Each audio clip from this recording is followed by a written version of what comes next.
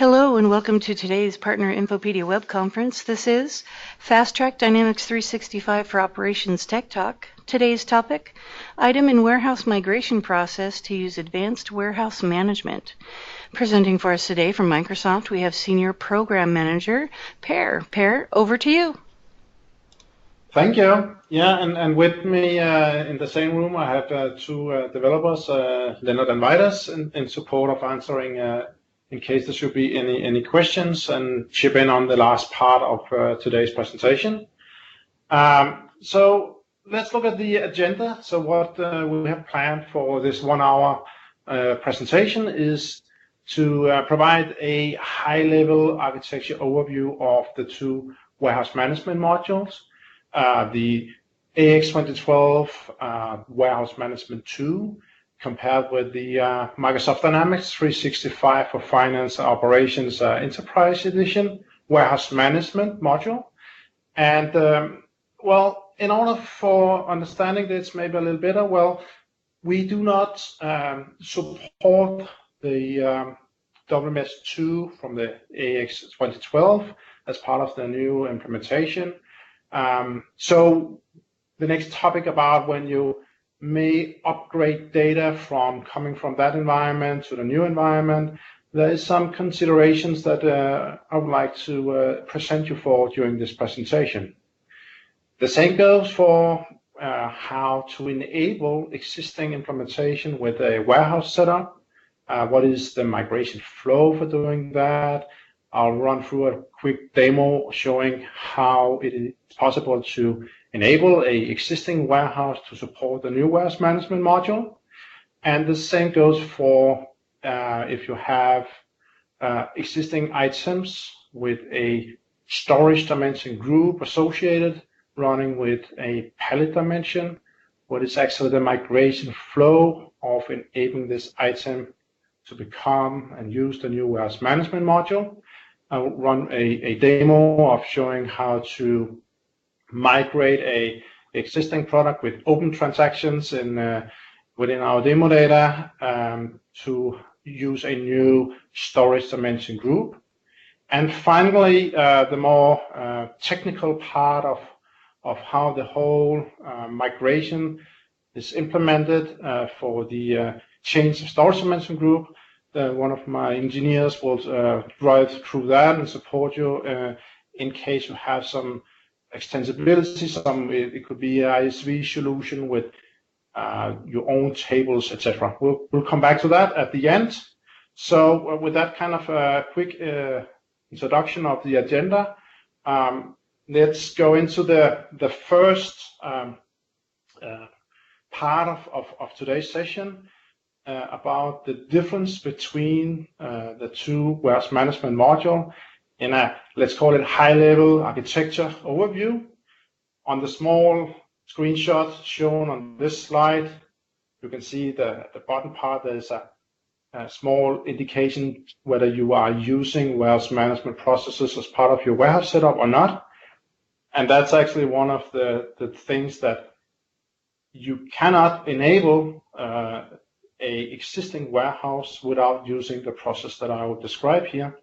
And the reason really being that it's different data, different entities that is behind the two implementation. So if we take a look at the warehouse layout in AX 2012, if you're running with Warehouse Management 2, while you associate your warehouse with locations, and the locations are kind of being, say, the key part for capturing where the physical inventory is stored within your warehouse. It's an inventory dimension that you associate with that, and you need to run all your items with a location dimension as an active storage dimension. But besides for the warehouse layout on the AX 2012 side, you associate then the store zone and store areas for your locations. You have the capturing of capacity of the location loads saved in specific entities in the AX 2012 version, and you have some location types as a fixed enum value. And that those things around having fixed enum values, both driven business process decision in the X2012 solution, is very different in the Dynamics 365 process, which is on the right side of the slideshow. Here you see location types as well, but the location types are not really, typically not driving the business decisions of how the warehouse processes are handled. That's more a flexible query process used in order to figure out whether it is a bulk area, it's a picking location. You query based on an ID or a description in order to take that decision. We do also have the same concept as in 2012 with store zone and store areas. It's called zone groups and zones, but the concept is more or less the same. It's getting associated with the location itself. We do actually leverage the same entity for the location, but the surrounding information for the new warehouse module is quite different. One of the bigger and differentiators is the location profiles on the new Dynamics 365. Location profiles is used for several purposes. It can be used for several purposes. One being taking care of volumetric calculations for storage capacity, so kind of similar as the location loads in the X2012. It may be that you also want to drive business decisions with the location profiles for whether you're allowed to store mixed items, stock keeping units on the same location, mixed batch numbers, and we have a new concept of inventory status values as well. And definitely the most important and thing that you need to consider as part of a migration, whether the locations are license plate tracked or not. In case you are migrating from a WMS2 implementation with pallet dimension active from AX2012 to the new warehouse module, because we don't support pallet as part of the new module, well, you'll need to use license plate, and it will need to be license plate tracked for those locations where you have physically on hand as part of the migration. I will, of course, come back to the more technical things around how that is handled later in this presentation. Another area also to consider for measuring or figuring out whether what your storage capacity within the locations are is a concept of location stocking limits. It's a more simple way of, and you could compare that with the WMS2 process of I have a capability of storing 1 or 2 pallet on a location. You can use stocking limits with unit conversions for the exact same setup. You can define that you have the capacity of storing 2 units of let's call it a pallet unit for a group of locations or a single location as part of the stocking limits. So that very high level idea about the difference between the AX2012 Warehouse Management 2 and the new Warehouse Management module in Dynamics 365.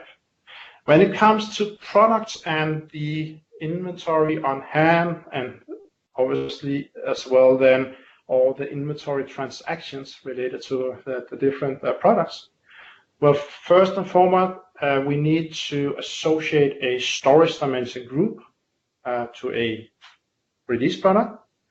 And if you're running with the pallet dimension as an active dimension, when migrating, and you want the same conceptual behavior, you would need to associate a new storage dimension group where we have the license plate enabled.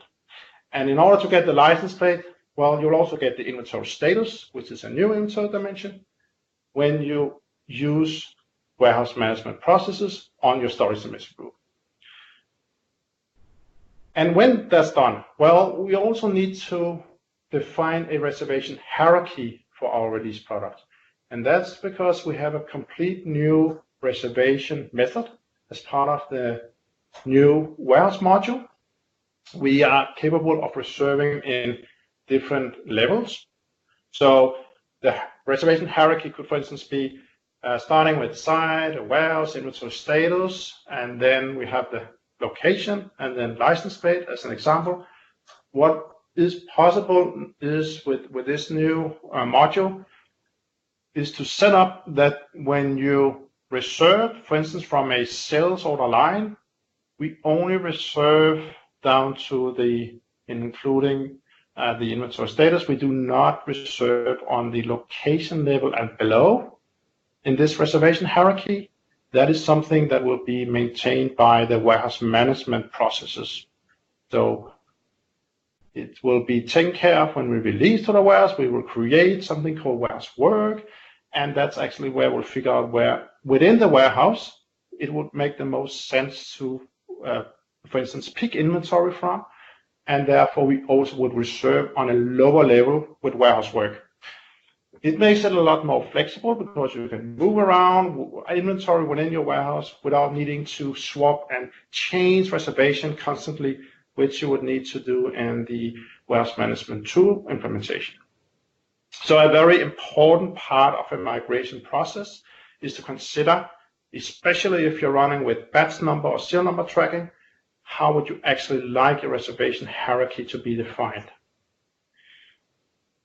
Pallets is, as mentioned, not supported. So when we talk about the defaulting of quantities related to pallets, something you defined on the item itself, well, we have a new concept for both. We have a unit sequence group, which is a mandatory setup for your release product, but you can associate that with a unit conversion where you can define the default quantities for different unit conversions. So it could be, again, a pallet at each.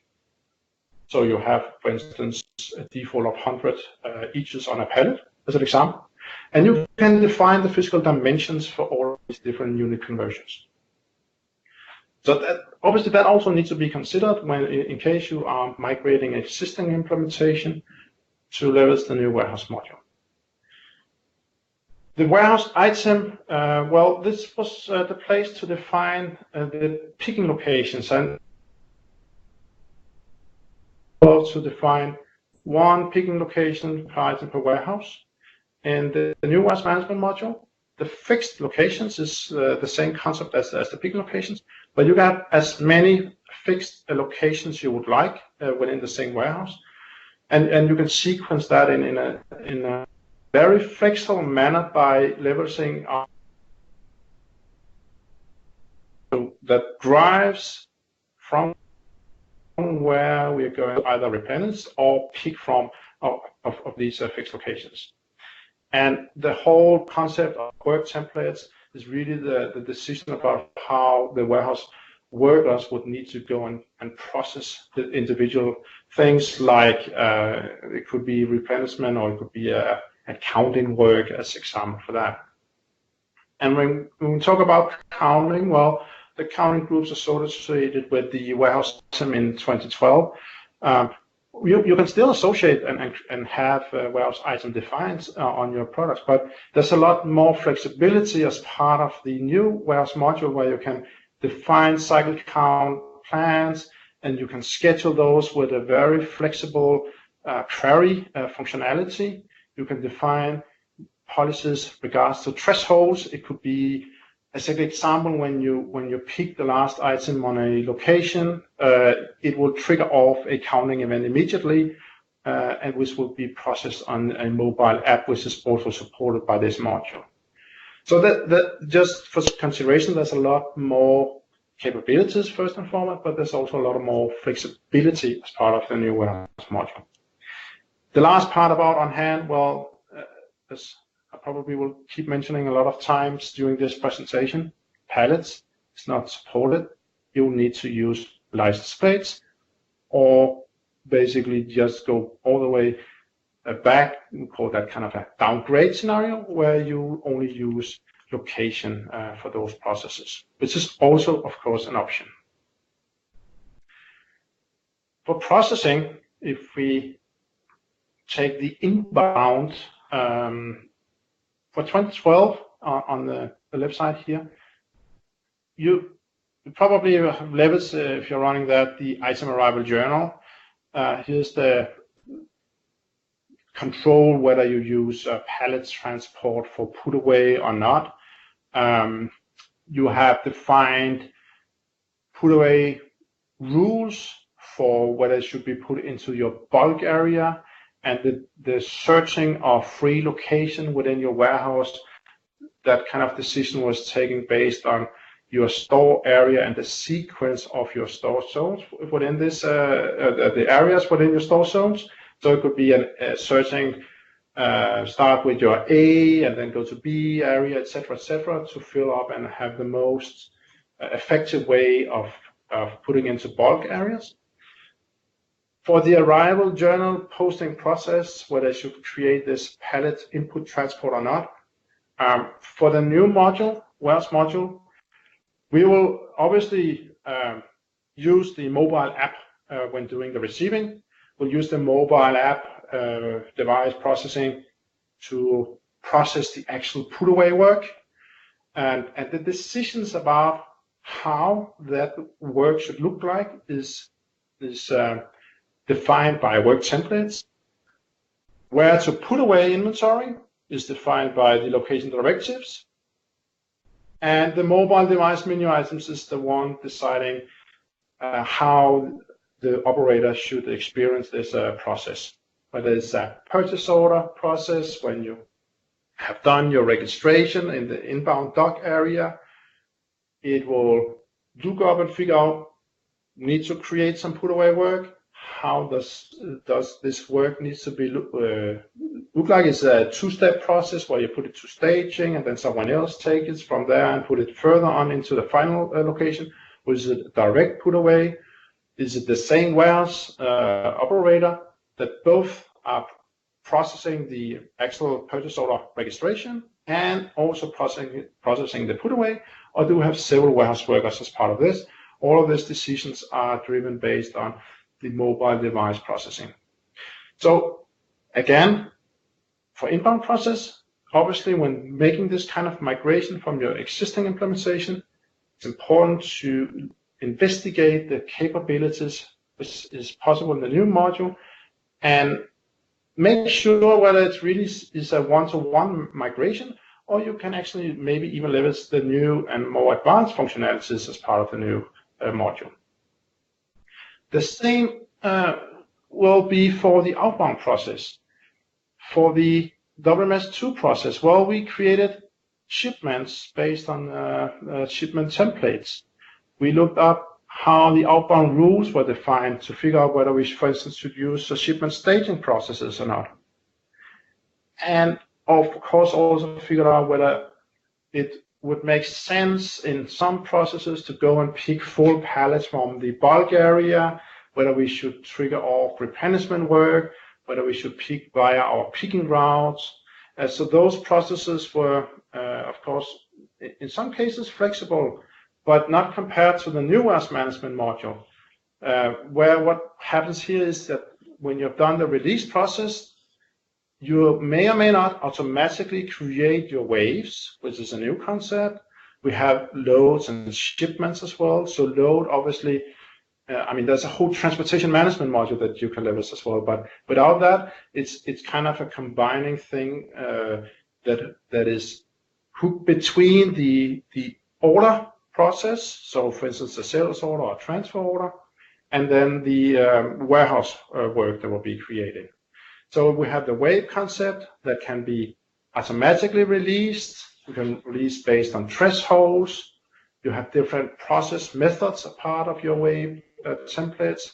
We have a complex consolidation process where we can calculate how inventory can be put into boxes, and the boxes can be put into, for instance, Euro pallets, and used as well for transportation calculations.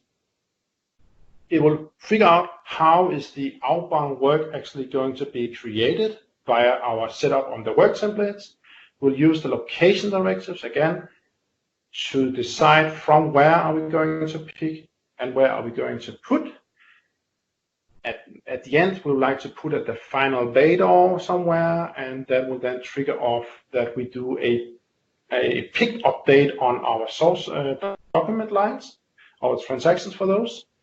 In case you want to do replenishment as part of the outbound process, we have concept of replenishment templates. You can associate those replenishment work as part of your wave processing. We can run both wave and load demand replenishment processes, which will then freeze the actual picking work until inventory has been, for instance, taken from the bulk area and brought forward to your fast picking area. And at the exact moment that the physical inventory is available at the fast picking, we'll unfreeze the actual picking work, and then we can continue the outbound process as part of the warehouse. For the more operational processes within the warehouse, counting processes, which in the WMS2 module, leveraging the item, the counting journal, you could trigger off on hand or item based on a query here.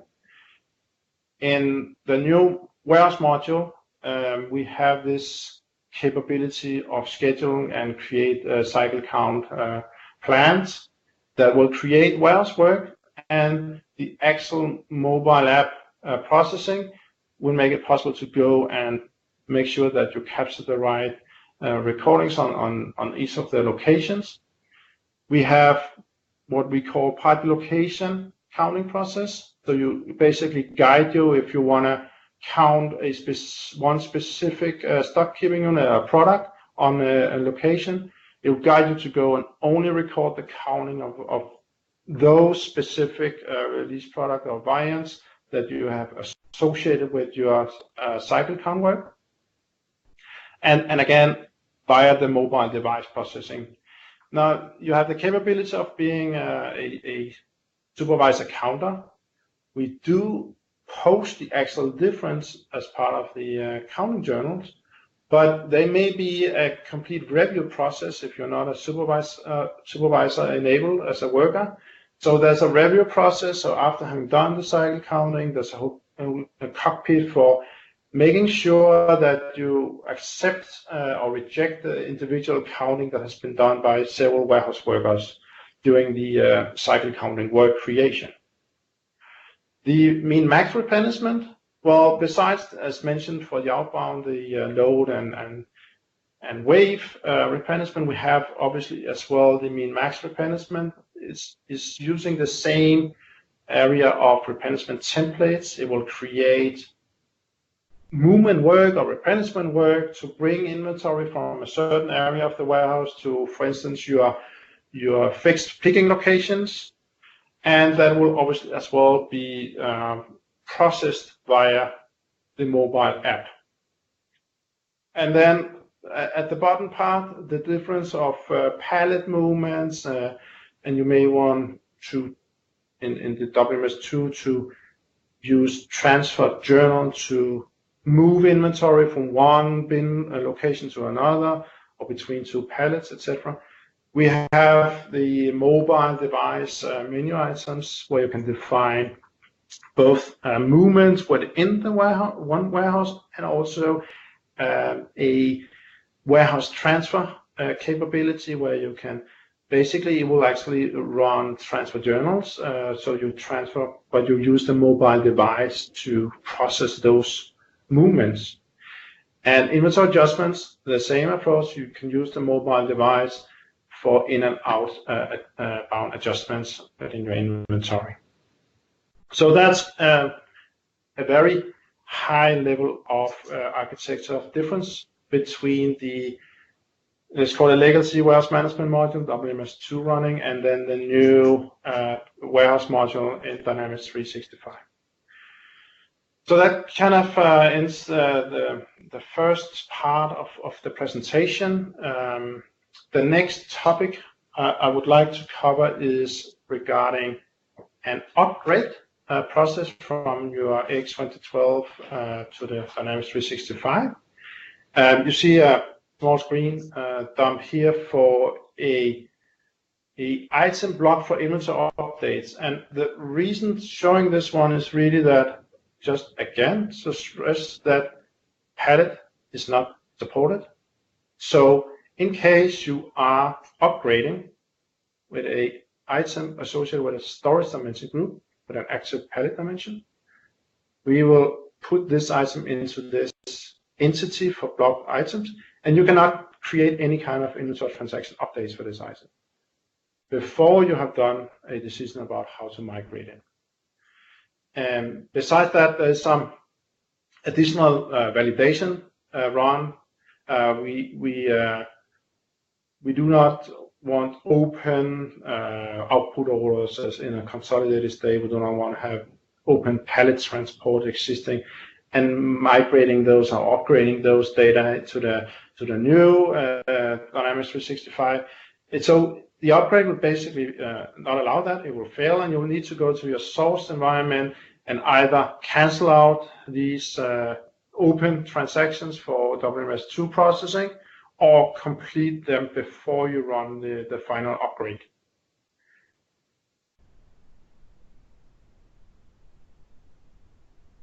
When having a upgraded data, or even as well without having an upgraded data, but maybe a complete new implementation, but you have not enabled any of your existing houses to become possible to use this new warehouse management process. Well, we do have a new form, a new page where you can go in and enable your warehouse setup for this new layout I explained in the start.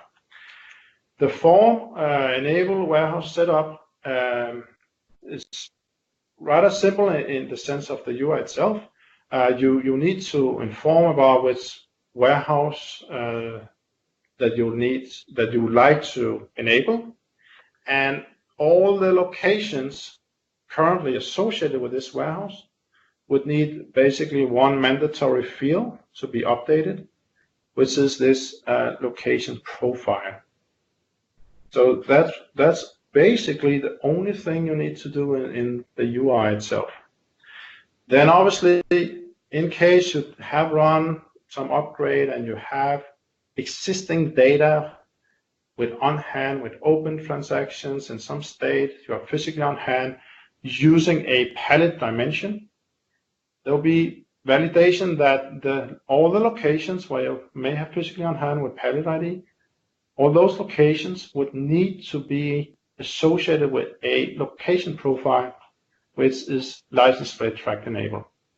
Otherwise, this will not allow you to migrate, so you either need to change that setting or go to your source environment and change that.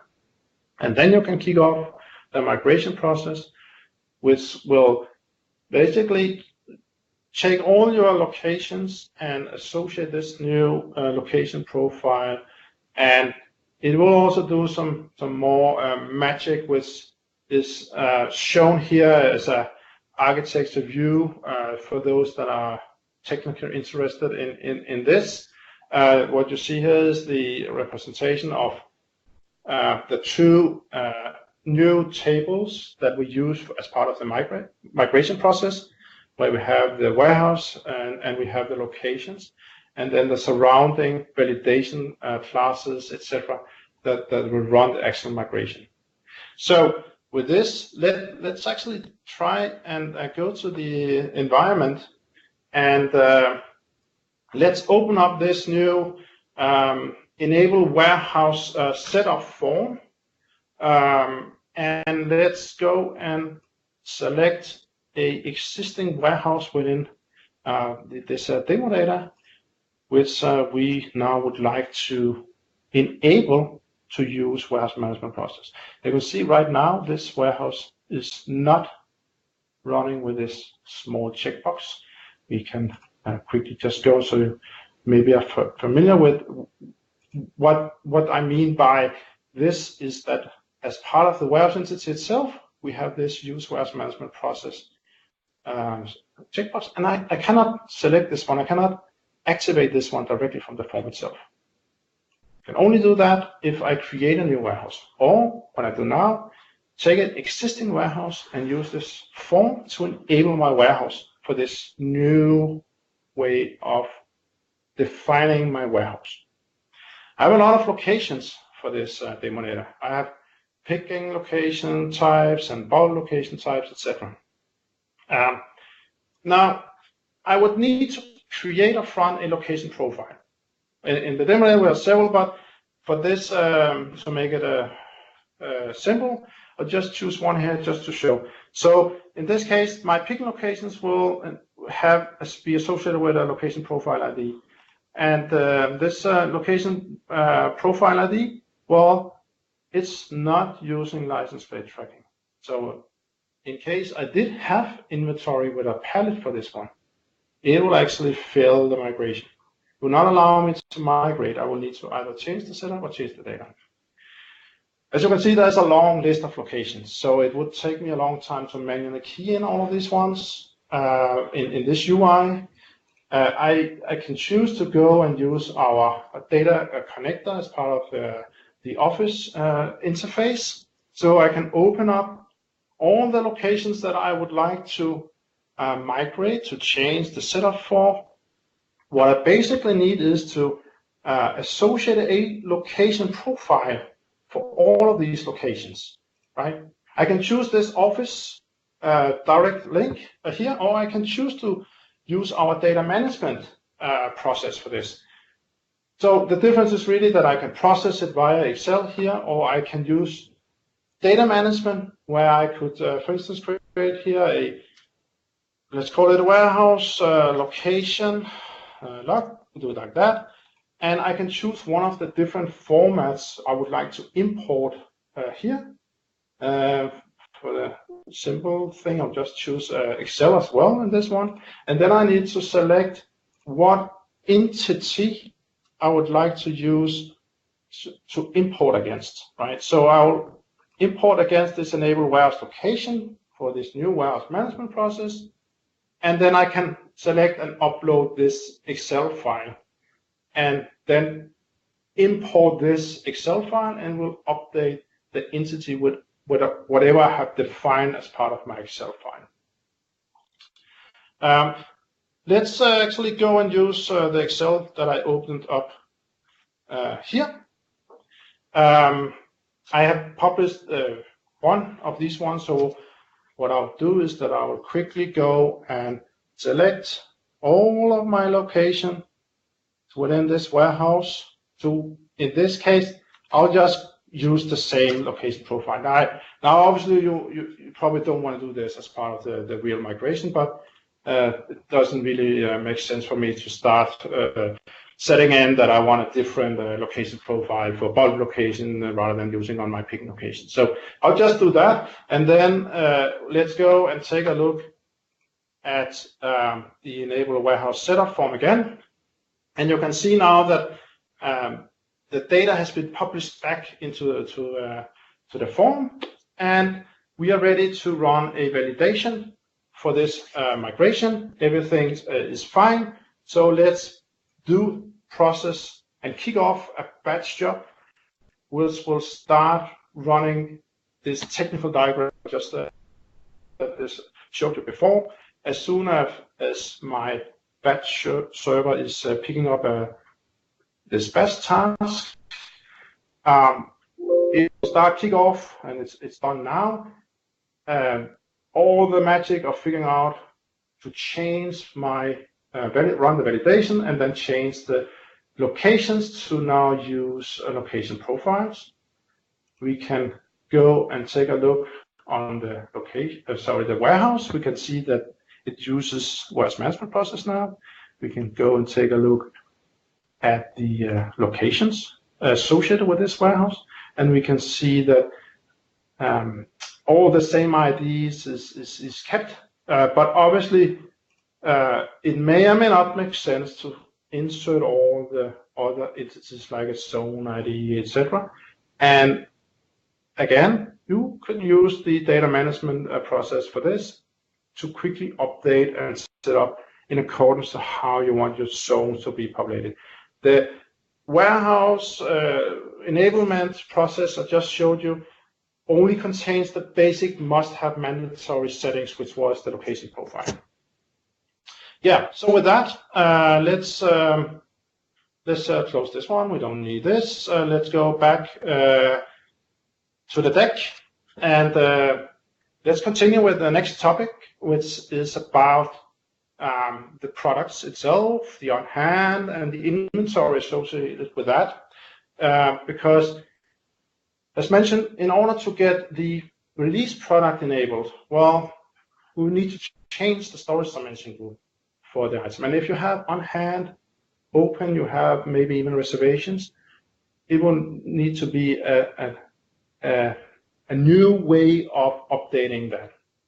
So either you have already processed your upgrade, or you can basically go in without and just, if you have an existing environment where you have not pallet, obviously, because that would not be possible, but you may have items which has the side warehouse lane location, and you want to migrate that and change that storage dimension group.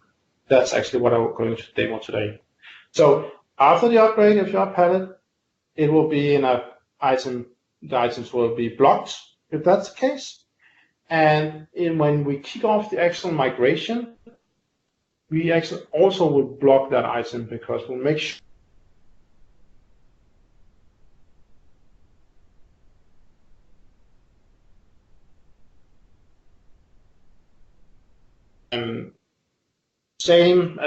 put some example here. Well, you need to have a new inventory status value on the dimensions. That needs to be defined before you can migrate. But we also verify the thing around whether you have physically on hand with a pallet dimension on a location where it's not supposed to be. Technically, validation needed is that if you want a warehouse management enable it, your items with the license plate and image status value, well, we do not want processing. We do not want you to have catch weight processing. You would need to define a reservation hierarchy, which is valid in the sense that you don't, for instance, have a reservation hierarchy having a batch number as part of your reservation hierarchy, where the tracking dimension of the product is not batch number enabled, as an example. We also require that you specify this mandatory unit sequence group as part of the migration. And when everything as part of this validation is a success, we are ready to process the actual migration. In case you have pallets, we will take those values and populate that directly into license plates. So pallet ID becomes license plate ID. Obviously, if you don't have pallet, it doesn't matter. We'll just skip that part of the migration process. Then it will be evaluated. Well, we need to change the existing inventory dimensions. We have, as an example, an inventory dimension that are having a pallet ID without an inventory status, because that was not part of the WMS2 without warehouse management. So we need to create a new inventory dimension value which hold those values, because that's actually what we need to change. We need to change the existing ones to having new values. And we need to figure out which tables are actually going to be affected, which inventory dimensions are we going to update. So there's a whole list of tables containing invendim record, invendim information. Some of them are needing to be upgraded, other ones will not do anything about. But that is also said, we figure that out, we run a validation and figure out which tables we need to update. And then we kick off the actual migration task or the upgrade. We go in a parallel process and update all of the inventory dimensions on all the tables that are getting needing to have an update. And we'll obviously run validation during this process. And when everything is completed for the upgrade, we'll clean up and we'll, after that, change the storage dimension group for the item. We'll associate the reservation hierarchy and the unit sequence group for that item number. And then we'll kick off a recalculation of your on-hand, thereby getting the reservation updated for this new way of processing reservation. May remember there was this level, the hierarchy level, so we need to associate the reservation in new tables for that. And finally, then remove the blocking of the item. It's done, and after that you will be able to process inventory transactions again. So let's actually go and take a look at the application here. We'll go to change storage dimension group for items. This new page where you can insert a item. So I have an item here, and what I would like to do is I do already have created a storage dimension group which is called where, which has the warehouse process management enabled. I'll choose a reservation hierarchy called default, which is a reservation hierarchy that just takes site warehouse location. And then I will associate a unit sequence group, and the item I'm using as an a unit of measure. For the inventory is each, so I'll associate that. I could choose something that needs to be the minimum unit of measure conversion here. I'll just go and show you that currently this item are running with site warehouse location. Now, it could have been after a migration, then it may have also had the pallet dimension active, and then it would have been part of this item block for inventory updates. In case that I run an upgrade and it was associated with a pallet dimension, it would have been put into this list during the upgrade. Now, obviously, it's not. It's only for location, so it's a lot simpler. You don't need to take the pallet dimension and put that into a license page, but never mind, that would be the only difference. I will process now this change. Validation has passed. It will again start the create a batch job, and my batch server needs to pick this job, and it will spin off a lot of tasks, which will show some of the things later during the PowerPoint slide. But imagine now that it needs to go and run the things that I showed before. It needs to go and verify the settings of my current implementation with the on-hand. It needs to go and search all the tables for all the different invent dims as soon as the batch job kicks in, and figure out which of the tables would need to get an invent dim updated. So the batch server now picked it up, and you see, just refresh here, that it spins up a lot of different tasks that keeps turning on. We can go back just so we align on this one. One of the first tasks that it did when the batch job took place was to stop and say, well, you cannot process this item now. As long as we are changing transaction and inventory dimensions, etc., and all the source documents associated with this product, you're not allowed to do any kind of transactions for this item. So, having this process continuing, we can go and take more looks at the batch job for it. See here how far it's now going. Seems like we now are in a final state. So the batch job is now ended, and therefore when we refresh this one, well, it's gone. I can go here and say I want to now show the items that have been updated, and you can see that it has been released from this blocked state. So now I'm ready to process this item. And if we go and take a look at the item for it has been changed, that the storage dimension group has been changed to this where, which is warehouse process management enabled. It has this one. It uses now site, warehouse location, inventory status, and also license plate, with allowing blank on the receive and issue. We can go quickly just take a look at the on hand.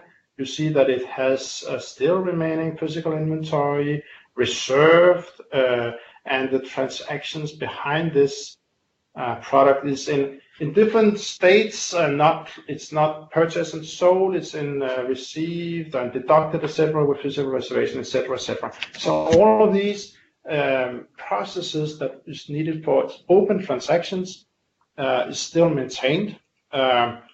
The only thing that may, in some cases, need to be considered is if you are having, let's say, reservations on a source document, and you reserve on locations or maybe specific batch numbers, and how you then want to process that in the new warehouse management module.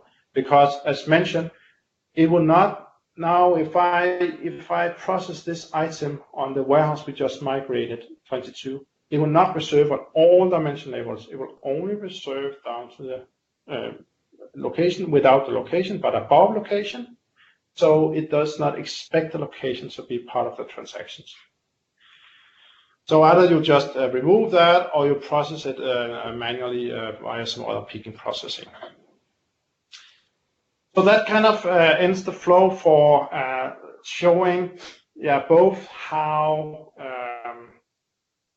we change the setup for a warehouse. We have taken a existing warehouse as part of the demo data. In this example, 22, we have associated a location profile for each of the locations and run the change process. So now that warehouse is warehouse management process enabled. We have seen that we have enabled one of the demo data products with open transactions, which now also are running with use warehouse management processes as part of the storage dimension group. And so with that, we'll go down to very technical things around the extensibility parts, specifically around the item conversion. So you should see this as if you are having your own customization, or it could be an ISV solution on top of your implementation, how to get that one migrated as well to use the new warehouse management module. And because it's a very technical thing, I have asked my colleague Leonard Conrad to explain some of the technical things a part of the implementation. Thank you, Per. So the typical scenario that we see for ISV or partners extending our solution is that they have added a table which have reference to InventDim. Potentially they have added a InventDim ID field to one of our existing tables. Doesn't really matter, the scenario is the same. So what we see here on the screenshot is that I have my own table where I've added two InventDim ID fields. One is representing a reference to all the inventory dimensions, and one is only referencing the product dimensions. If you were to start the migration without doing anything, you would get an error like the one I showed below. This is basically us telling you that we do not have the right information in the system to know how to migrate these tables. So what we need to know is whether or not the data in this table actually needs to be updated. So if you have data in the table where you don't need any conversion to happen, the answer is, of course, no, nothing needs to happen. If you have data in the table where something needs to happen, the answer is yes, something needs to happen. The way you tell us the answer to those questions is by implementing an event handler. So I'm going to show you a simple example of that here. This is all that's needed to tell us what to do in both cases. You just have to write an event handler that handles our event. We pass in the information about what table and what field it is that we have discovered, and then you need to tell us, yes, I need to create a certain task to convert this. That's what you see here in the first if. That's an example where you actually want the conversion to happen for this field. The lower part, the else if, is where you don't want any conversion to happen. So here you basically set the result to false.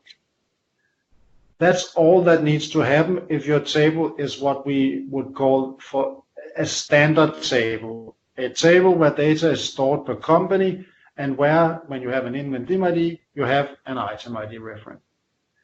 If you have tables that are different, we also have examples on how to handle that. A good example is if this invent batch journal source update task processor.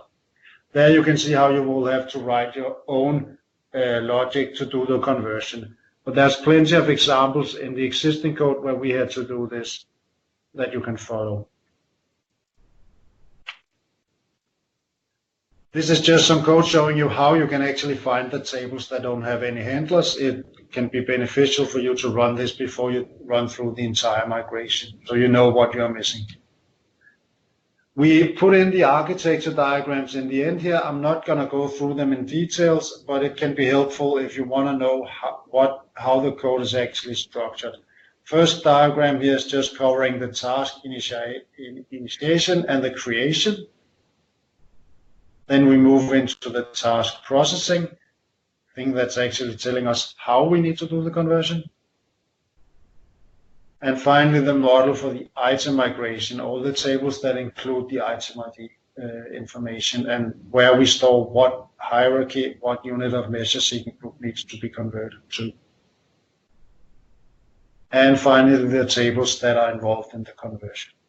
All of this is placed in two new models, so it's really not intrusive to the existing application code. Yes, so with that, so these two is just to inform you that the roadmap side is where you can see both what is planned to be delivered in the future version as well what has already been delivered in the existing implementation, and the ideas portal in case that you have some ideas that you would like to get a part of the product. Then please do file all of those on the ideas portal. So with that, we do have at least a couple of minutes left in case there should be some questions that would make sense to bring up as part of. Yes, there's a good question here from Eldar Gajic. Sorry if I'm not pronouncing your name completely correct. The question is, how will we train partners on this tool and process? Will this recording be placed on DLP? That's a very good question, and I hope that my colleague in the other end will be able to answer that.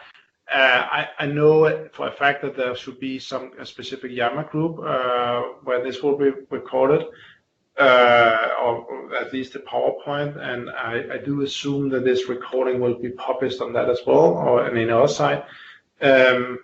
If we can, we don't right now in this room can answer that, but we'll definitely follow up on that and figure out how this will be brought forward. When that's said, right after this release of this product, we will do our best to do a blog post of more detailed information about this capability. Besides, there's the documentation of the actual product itself, where it also will be explained during the release of the product. Do we have one more question we could take before we end? Okay.